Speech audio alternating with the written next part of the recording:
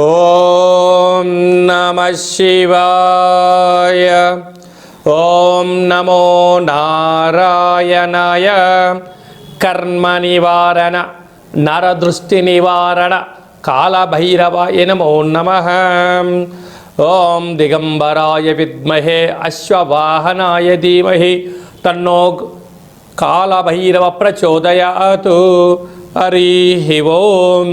మా ఛానల్కి స్వాగతం. చూస్తున్న వీక్షకులకు ప్రేక్షకులకు ప్రియ కాళభైరవ భగవద్బంధులకి స్వాగతం పలుకుతూ మమ్మల్ని ఎంతగానో ఆదరిస్తూ ఉండబడినటువంటి ప్రియ సోదర సోదరీమణులకు, జ్యోతిష్య అభిమానులకు, హిందూ ఆధ్యాత్మిక భగవద్బంధులకి అందరికీ కూడా ముందస్తుగా ఆదివారం అమావాస్య మరియు మాఘమాస ప్రారంభకాల సమయంలో విశేషమైనటువంటి మహాసరస్వతి అమ్మవారి యొక్క జయంతి ఆశీస్సులు, రథసప్తమి, విశేషంగా భీష్మాష్టమి సందర్భంగా ఎలాంటి విధి విధానం పాటించడం వల్ల సకల గ్రహదోషాలు తొలగిపోయి నూతన ఆంగ్ల సంవత్సర ప్రారంభకాల సమయంలోనే మొదటి అమావాస్య ఆదివారం అమావాస్య సందర్భంగా ఎలాంటి ఐశ్వర్యాన్ని పొందడం వలన సకలమైనటువంటి గ్రహదోషాలు, వాస్తు, నరదృష్టి, సకల భూత ప్రేత పిచాచ బ్రహ్మర యక్షర యమదూత శాకిని డాకిని గ్రహదోషాలను తొలగించుకొని ఐశ్వర్యం పొందాలో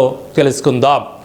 16/1/2026 నుండి 31/1/2026 వరకు పుట్టినటువంటి వారందరికీ కూడా ముందస్తుగా జన్మదిన శుభాకాంక్షలు. గతంలో వివాహం చేసుకున్న వారికి వివాహ వార్షికోత్సవ శుభాకాంక్షలు. ద్వాదశ రాశుల్లో గ్రహ గమనాన్ని వీక్షింపచేద్దాం. మిథున రాశిలో దేవగురు బృహస్పతి సంచార స్థితి, సింహరాశిలో కేతు సంచార స్థితి, ధనుసు రాశిలో బుధ సంచార స్థితి, మకర రాశిలో ఏడాది తర్వాత రవి కుజ శుక్ర సంచార స్థితి, కుంభరాశిలో రాహు సంచార స్థితి, మీనరాశిలో శనేశ్వర స్వామి వారి యొక్క సంచార స్థితితో ద్వాదశ రాశుల్లో గ్రహ గమనాలు ఈ విధంగా ఉన్నాయి. వృశ్చిక రాశి వారికి ఒకవైపు అర్ధాష్టమ రాహు సంచార స్థితి, తృతీయంలో పంచమగ్రహ దోష పరిహారార్థము ఆదివారం అమావాస్య సందర్భంగా గ్రహదోషాన్ని తొలగించుకొని గ్రహ ఐశ్వర్యాన్ని ఎలా పొందాలో ఈ వీడియోలో సవివరంగా సంపూర్ణంగా తెలుసుకుందాం. వృశ్చిక రాశిలో ఏ ఏ నక్షత్రాలు వస్తాయి అనగా విశాఖ నక్షత్రంలోని చివరి పాదమైనటువంటి 4వ పాదము, అనురాధ నక్షత్రంలో 4 పాదాలు, జ్యేష్ఠ నక్షత్రంలోని 4 పాదాలు కలిపితే వృశ్చిక రాశి. రాశాధిపతి కుజ భగవానుడు, 2వ స్థానంలో బుధుడు. అలాగే ఆదివారం అమావాస్య సందర్భంగా, అలాగనే 19-20వ తారీఖు సందర్భంగా ఆత్మకారకుడు రవి, మనకారకుడు చంద్రుడు, రాశాధిపతి కుజుడు, రుణరోగ శత్రుకారకుడు, బుద్ధికారకుడు బుధుడు, కలత్రకారకుడు శుక్రుడు తృతీయంలో సంచారం చేయడం వలన అన్నదమ్ముళ్లతో, అక్కా చెల్లెలతో, బంధుమిత్ర స్నేహితులతో, పార్ట్నర్షిప్ వ్యవహార కార్యక్రమం చేసే వారందరితో ఎంతో జాగ్రత్తగా ఉండాలి.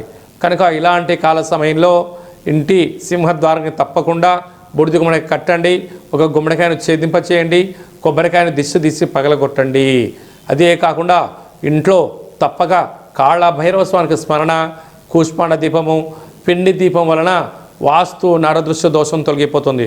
పరిస్థితులు ఇంకనూ అనుకూలించగలగాలి అన్నట్లయితే తెల్ల జిల్లెడు వృక్షం దగ్గర ఎర్రటి గులాబీలతో పూజ, ఎర్రటి ఒత్తులతో దీపము, పరిస్థితులు అనుకూలించినట్లయితే ఆ తెల్ల జిల్లెడు యొక్క వేరును తీసి శుద్ధి పెట్టి సింధూరాన్ని పూసి ఒక లక్ష్మీ గణపతి కుబేర హోమ కార్యక్రమం చేసి గృహంలో మీరు ఉంచుకున్నట్లయితే సకలమైనటువంటి దోషాలు తొలగి ఐశ్వర్యం కలుగుతుంది అని చెప్పి కూడా గమనించాలి.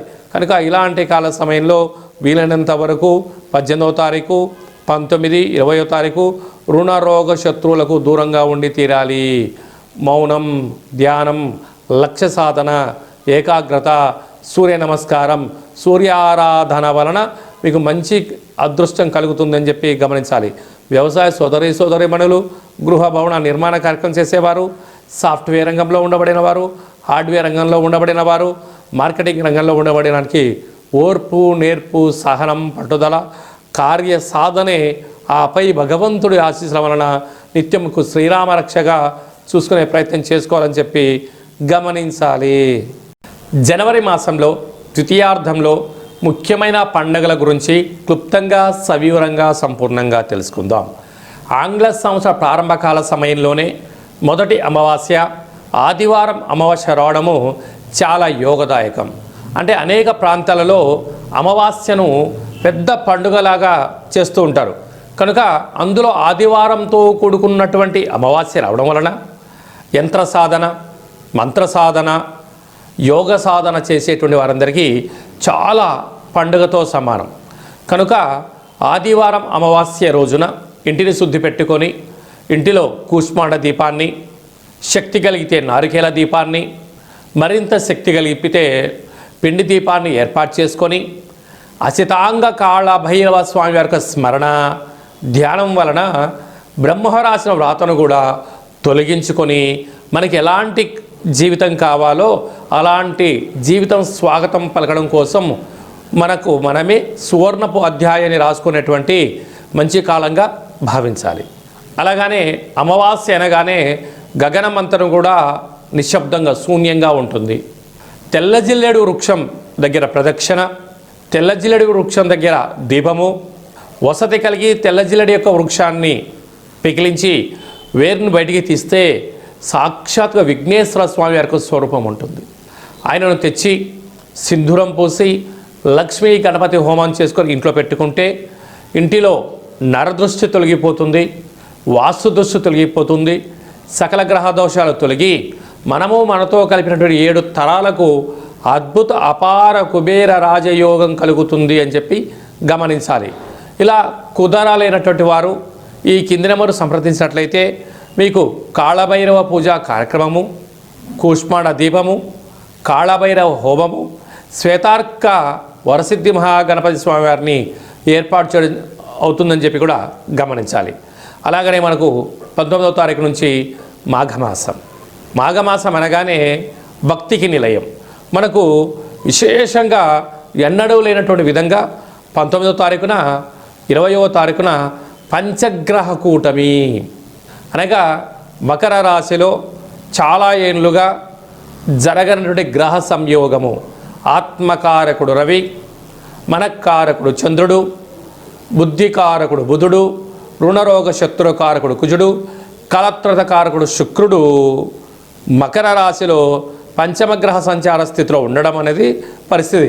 కనుక 19వ తారీఖున 20వ తారీఖున వీలైనంత వరకు మౌనం, ధ్యానం, ఏకాగ్రత, సత్ప్రవర్తన, ఆవేశానికి దూరంగా ఉండడం, సూర్యారాధన, కొన్ని యజ్ఞయాగ కార్యక్రమాలు, పూజా క్రతువులో పాల్గొనడం వలన మనశ్శాంతి కలిగి సకల దోషం తొలగిపోతుందని చెప్పి కూడా గమనించాలి.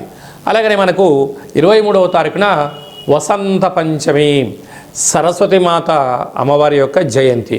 కనుక 2 సంవత్సరంలో నిండి 3వ సంవత్సరం పడి 3 సంవత్సరాలు నిండన్నటువంటి అబ్బాయిలకు కానీ అమ్మాయిలకు కానీ అక్షరాభ్యాసం చేయించడానికి ఇది శుభతరుణం అని చెప్పి గమనించాలి.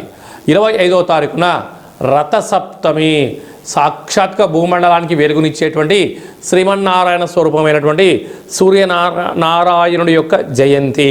కనుక సూర్య నమస్కారం, తెల్ల జిల్లడి వృక్ష ప్రదక్షిణ, తెల్ల జిల్లడి ఆకులలో సూర్యభగవానునికి చక్కెర పొంగలి నైవేద్యంగా ఏర్పాటు చేయడం, సూర్యాసనాలు, సూర్య నమస్కారాలు. ఒక్క నమస్కారం చేస్తేనే చాలయ్యా, సంపూర్ణ ఆయురారోగ్యాలు ఇస్తాడు. కానీ అలాంటి రథసప్తమి రోజున ఒక్కొక్క రాశిలో సూర్యభగవానుడు 30 రోజులు ఉంటాడు. ప్రతిరోజు ఒక్కొక్క డిగ్రీ ప్రయాణం చేస్తూ ఉంటారు. అయితే మనకు 360 డిగ్రీలు కలిపితే సంవత్సరం అవుతుంది. కనుక మకర రాశిలో ఉండగా వచ్చినటువంటి రథసప్తమి కనుక 12 సూర్య నమస్కారాలు ఎవరైతే చేస్తారో సంవత్సరాంతము ఆయురారోగ్యాలు కలిగి సంపూర్ణ అయినటువంటి మనశ్శాంతి, దేహశుద్ధి, ఆత్మశుద్ధి, జ్ఞానశుద్ధి చేత సంపూర్ణమైనటువంటి రాజ్యాధికార ఐశ్వర్యం కలుగుతుందని చెప్పి కూడా గమనించాలి. అలాగనే 20వ తారీఖున మాఘశుద్ధ అష్టమి, భీష్మాష్టమి అంటారు. కనుక భీష్మ పితామహుడు ఎంతటి శక్తివంతుడో మనందరికీ తెలుసు. కనుక ఆ రోజు విష్ణు సహస్రనామ పారాయణ చేసిన, కపాల కాళభైరవ స్వామికి స్మరణ చేసిన సకల అష్ట కష్టాలు తొలగిపోతాయని చెప్పి గమనించాలి. కనుక రక్షించే భగవంతుడు మన చెంత ఉండగా శిక్షించేటువంటి గ్రహాలైనా శిక్షించేటువంటి దుష్ట గ్రహాలు వాటంతటిగా అవి పారిపోతాయని చెప్పి గమనించాలి. ఇక్కడ భక్తి ముఖ్యం, సమయం ముఖ్యం, ఆరాధన ముఖ్యం అని చెప్పి కూడా గమనించాలి. కనుక ఈ యొక్క మాఘమాసంలో మీకు ఏ ఆధ్యాత్మిక సలహాలు కావాలన్నా ఈ కిందను సంప్రదించినట్లయితే కాళభైరవ పూజా కార్యక్రమాలు చేయించి ఉన్నతమైనటువంటి జీవితాన్ని స్వాగతం పలకడానికి ఏర్పాటు చేయడం జరుగుతుందని చెప్పి గమనించాలి. ఈ యొక్క పాత్ర కంచు పాత్ర, కాళభైరవ స్వామి వారి యొక్క అక్షయ పాత్ర అంటారు. ఒక్కసారి ఇలా శబ్దం చేస్తే ఓంకార శబ్దం రావడం జరుగుతుంటుంది.